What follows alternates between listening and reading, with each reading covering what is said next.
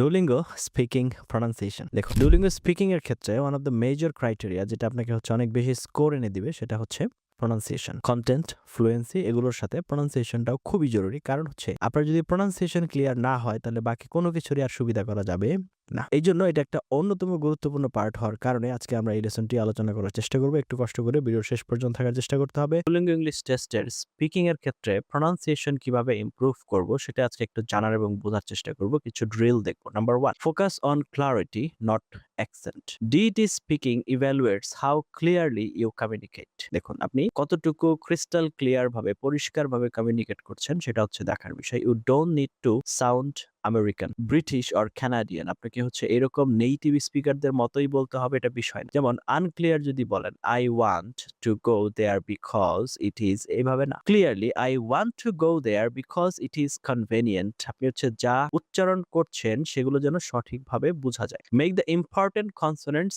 Audible, specially ট, ড, খ, স, জ, ফ, ব। এই যে সাউন্ড গুলো আছে এগুলো কিন্তু আপনার ওয়ার্ডের সবচাইতে গুরুত্বপূর্ণ ভূমিকা পালন করে ক্লিয়ার বোঝানোর জন্য। তো এগুলোর ক্ষেত্রে একটু বেশি প্র্যাকটিস করতে হবে।